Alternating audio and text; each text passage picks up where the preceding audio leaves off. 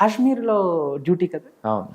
So, అంటే చాలామందికి అంటే నేను కొంతమందిని గురించి విన్నదేంటంటే, సామాన్యంగా కాశ్మీర్‌లో చాలా తక్కువ మందికి పడుతుంది డ్యూటీ అని విన్నాను.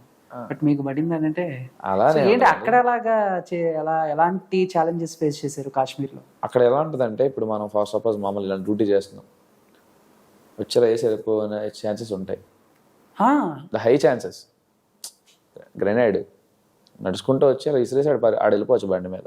అలాంటి హై ఛాన్సెస్ అక్కడ గ్రెనేడ్ లోపింగ్ కానీ చాలా ఉంటాయి. అవి నేను చెప్పకూడదు. ఇలాంటివి చాలా ఉంటాయి. సో ప్రతి సెకండ్ అలర్ట్గానే ఉంటాం కాశ్మీర్లో. హై సెన్సిటివ్ ఏరియా కాబట్టి ఎక్కడైనా సరే అలర్ట్గా ఉంటాం. ఒక ఫోర్స్ అనే వాళ్ళు ఎవరైనా సరే అందరూ అలర్ట్గానే ఉంటాం. ప్రతి సెకండ్ 4 sides కింద నుంచి పై వరకు మొత్తం చుట్టుపక్కల మొత్తం అష్టదిక్పాలకల్లాగా అష్టదిక్కులు అన్నీ చూసి రెడీ అలర్ట్గానే ఉంటాం. సో ఇంకా కాశ్మీర్లో ఇంకా హై అలర్ట్గా ఉంటాం అనమాట. ఓకే. చీమ చుట్టుకున్న కళ్ళు వెళ్ళిపోతున్నట్టు నైట్కి నిద్ర ఉండదు ఇక.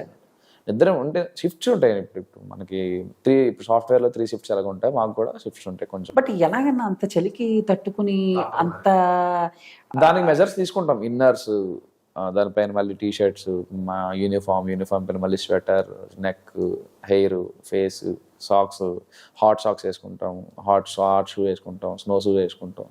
మెజర్స్ తీసుకుంటాం. మాకు కూడా హీటర్స్ ఉంటాయి అన్ని. కానీ ఎంత చేసినా కూడా రిస్క్ కదా లైఫ్.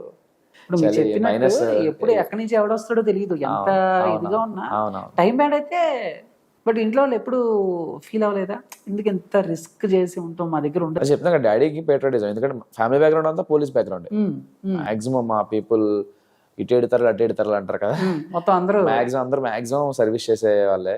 అందరు తాతల దగ్గర నుంచి అది వస్తూనే ఉంది, లెగసీ అనేది వస్తూనే ఉంది.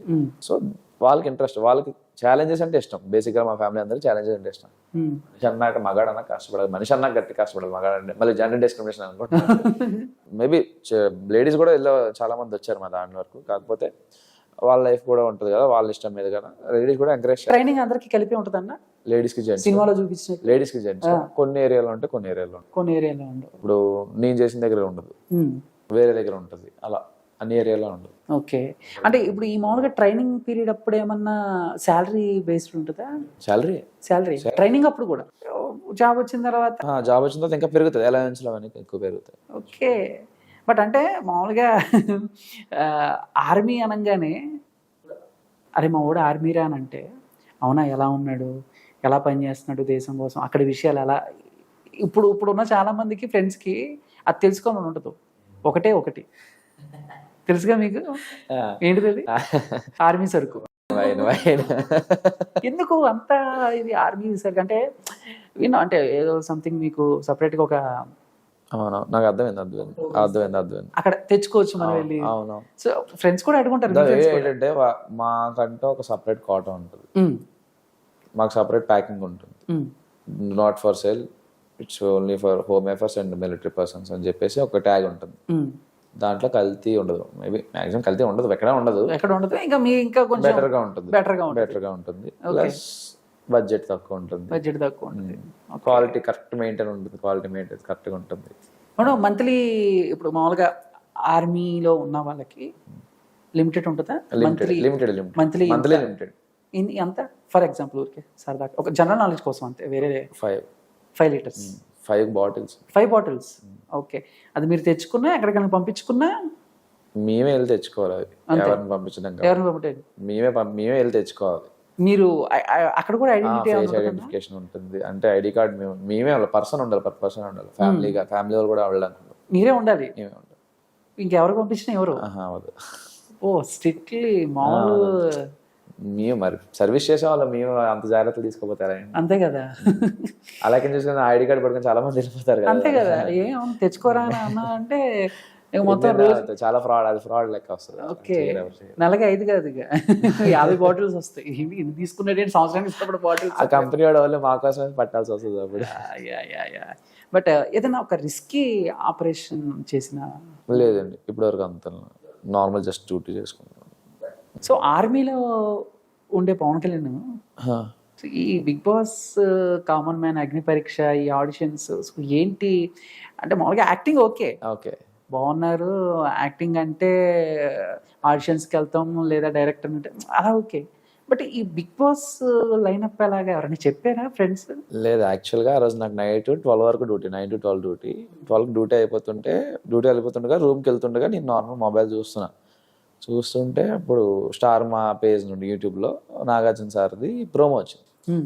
ఈసారి కామనర్స్ కూడా బిగ్ బాస్ హౌస్లో ఉంటారంటే మరి అమ్మ అలాగే మరి మనకి ఏ ఛాన్స్ ఉంటే బాగున్నాయి, ఎలాగే తీసుకుంటారు ఏంటో అనుకుని పడుకున్నా. మార్నింగ్ మళ్ళీ 6 డ్యూటీలు వేస్తే 12 పడుకొని 6 డ్యూటీలు వేసి వస్తున్నప్పుడు మళ్ళీ ఆదిరెడ్డి గారి వీడియో చూసాను. చెయ్యొచ్చు, మీరు కూడా అప్లై చేసుకోవచ్చు, ఈ టైప్ ఆఫ్ మినిట్ ఉంటుంది అని చెప్పి వాడి అమ్మాయి అవునా అని చెప్పి మళ్ళీ అక్కడే నేను ఇది చెప్దా అది చెప్దా అనే అనుకోలే. ఇలా వచ్చి జస్ట్ ఇలా అయ్యా సో అండ్ సో నేను ఇలా సర్వీస్ చేస్తున్నాను, ఇలా ఉంది నా పొజిషన్, నాకు యాక్టింగ్ అంటే ఇంట్రెస్ట్, ఇది ఒక మంచి ప్లాట్ఫామ్ అని చెప్పి జస్ట్ అలా ఇంట్రడక్షన్ ఇచ్చుకొని నేను చెప్పేశాను అంతే. ఆదిరెడ్డి గారికి థ్యాంక్స్ చెప్పలేదు ఖచ్చితంగా.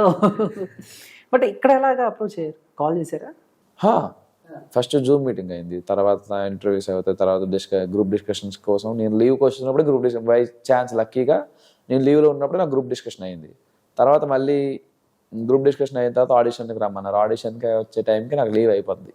సో నేను మళ్ళీ 1 డేలో వెళ్ళి కాశ్మీర్ వెళ్ళి లీవ్ శాంక్షన్ చేయించుకున్నాను. 4 flights మారి లీవ్ శాంక్షన్ చేసుకొని వచ్చి మళ్ళీ ఇక్కడికి ఈ అగ్ని పరీక్షలో రావడానికి 4 flights అంటే వెళ్ళి అక్కడ అందరిని రిక్వెస్ట్ చేసి చాలా కష్టపడి ఒప్పించుకొని వచ్చాను ఇక్కడ వరకు. సో అదో పరీక్ష, ఇదో అగ్ని పరీక్ష. రావడానికి కష్టపడ్డాను. అదే అన్నది అదే పరీక్ష. 4 flightలు మారడం అంటే మామూలు ఒక రోజు 24 hours. అదే 24 hours దోలు తీరిపోద్ది అమ్మో. సో అంటే ఇప్పుడు మామూలుగా డాక్టర్ అన్న సోల్జర్ అన్న ఒక రెస్పెక్ట్ ఇస్తారు. అవును తెలియకుండానే వస్తుంది, జస్ట్ వచ్చేస్తుంది. బట్ ఎంతవరకు మీరు హౌస్లోకి వెళ్తే ఆ రెస్పెక్ట్ని కాపాడుకుంటారు అనుకుంటున్నారు? రెస్పెక్ట్ మాత్రం స్పాయిల్ చేయను ఎప్పుడు. బేసిక్గా నేను రిజర్వ్డ్ పర్సన్. నాకు బాగా క్లోజ్ అయిన వాళ్ళతో బాగా క్లోజ్గా ఉంటా. నార్మల్ ఇప్పుడు జనరల్గా అంతే కదా, అందరితో వెళ్ళి మింగిల్ అయిపోయే టైప్ అయితే కాదు. మామూలుగా మాట్లాడతా సరదాగా అని అక్క అని చెప్పి మామూలు అందరితో మాట్లాడుతూ అందరితో సరదాగా ఉంటా. బాగా క్లోజ్గా షేర్ చేయాలంటే అది అవతల బాగా పర్స్పెక్షన్ బట్టి డిపెండ్ అయి ఉంటుంది.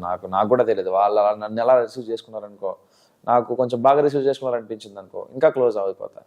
ఓకే మాట్లాడారు, మామూలుగా మాట్లాడితే మామూలుగానే ఉంటాను అనమాట. సో అది నేనైతే రెస్పెక్ట్ని అయితే పోగొట్టను. నా మీద ఏదైతే రెస్పెక్ట్ ఉందో ఆ రెస్పెక్ట్ అనేది ఖచ్చితంగా పోగొట్టుకోను. ఎటువంటి మ్యూజిక్ రిజర్వ్డ్ కాబట్టి నాకు అది ఉంది ముందు నుంచి. నేను ఆ డిసిప్లిన్ అనేది చిన్నప్పటి నుంచి నాకు డిసిప్లిన్ ఓకే పెద్ద అంతే ఉండదు. సో మార్నింగ్ లేకటం, మీ పని మీరు చేసుకోవటం.